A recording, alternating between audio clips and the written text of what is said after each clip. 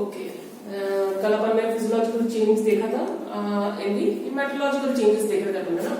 Haematological changes में next जो मैं डील करने जा रही हूँ वो है leukocytic as well as immune system changes, है ना।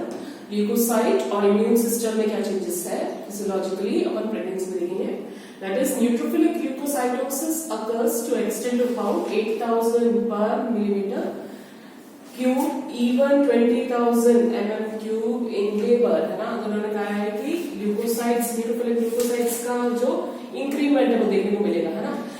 8,000 इंक्रीमेंट था, वो बढ़ के हो गया 20,000 mm पर क्यूब, है ना। ये क्यों हुआ लेबर में? जल्दी आप लोग को पता है कि प्रेगनेंसी में फीटस जो है उसको आपकी खुद की बॉडी भी रिजेक्ट करने की कोशिश करेगी because it is foreign to the body, है ना।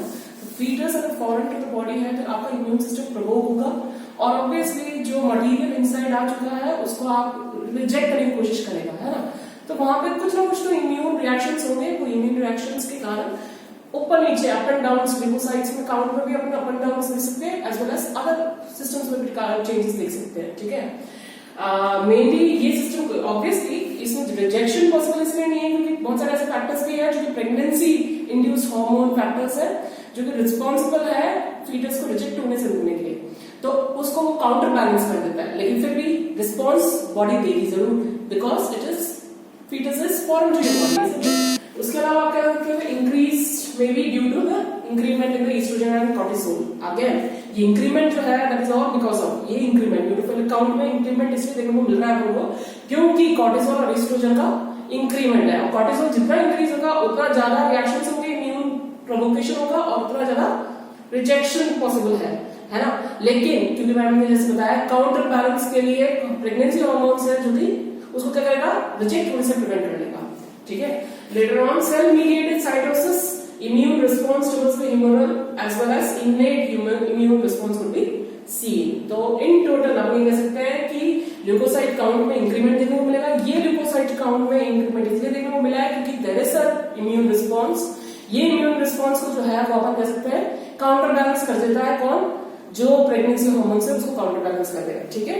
नेक्स्ट अपन मूव करेंगे टोटल प्रोटीन के लिए। टोटल प्रोटीन मैंने कल बताया था तुम लोग एक ऐसा स्टेट है जिसमें कहते हैं प्रेगनेंसी की स्टेट ऑफ हीमोडायल्यूशन, है ना।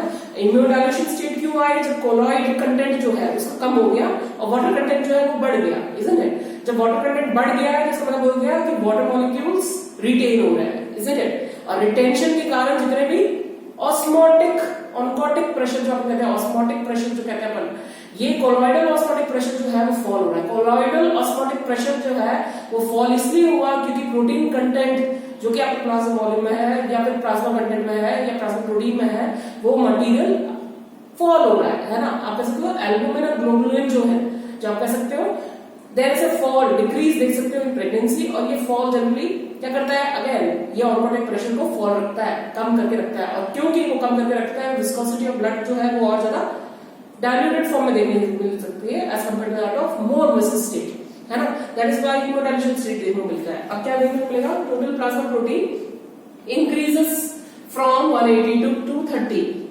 ग्राम एटम, है 180 जो कि नॉन प्रेग्नेंट स्टेट में था वो इंक्रीमेंट देखने को मिलेगा प्लाज्मा प्रोटीन में, दैट इज एटम 230। लेकिन ये इतना इंक्रीमेंट नहीं है कि वो हीमोडायल्यूशन स्टेट नहीं लेके आ सकता।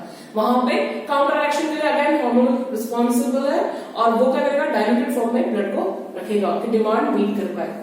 Then, however, due to the hemodilution, the plasma protein concentration falls from 7 gram percent to 6 gram percent। Plasma protein का फॉल देखने को मिला हमको प्रेगनेंसी में 7 gram percent to 6 gram percent fall हुआ यहाँ पे, अगेन कोलॉइड का फॉल, ठीक है।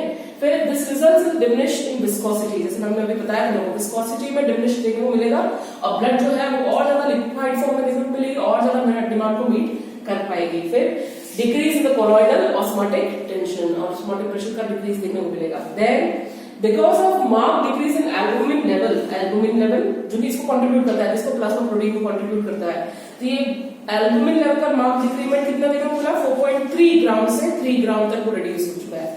और इसी के साथ साथ कह सकते हैं 30% डिक्रीज हुआ है वो, इजंट इट। और देयर इज अ स्लाइड बिल्कुल ना बराबर कह सकते हैं ग्लोबुलिन का इंक्रीमेंट देखने को मिलेगा। तो इतना ज्यादा वास्ट चेंजेस देखने को मिल रहा है हमको, है ना। तो इन टोटल आप ये कह सकते हैं टोटल प्रोटीन कंटेंट जो है उसमें इंक्रीमेंट है, लेकिन इतना ज्यादा इंक्रीमेंट ड्रास्टिक नहीं है कि वो विस्कस बना दे मटेरियल को, ब्लड को, isn't it?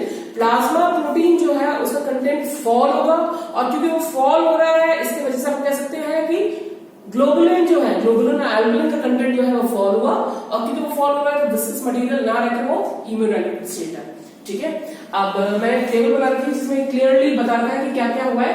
अगर अपन रेशियो देखिए, नॉर्मल स्टेट में एल्बुमिन और ग्लोबुलिन का रेशियो जो होता है 1.7:1, जो कि फॉल होकर हो जाता है 1:1 के रेशियो में। ठीक है, तो ये डिमिनिशमेंट देखने को मिलता है प्रेगनेंसी स्टेट में 1.7:1, जो कि रिड्यूस होगा इनटू 1:1 की रेशियो में। ठीक है, और अगर मैंने ये जो डायग्राम है, ये जो टेबल है, ये आपकी डीसी तत्ता में दे रखा है, इसमें अच्छा खासा आप देख सकते हो कि कहाँ का आपको इंक्रीमेंट डिक्रीमेंट देखने को मिलेगा, है ना।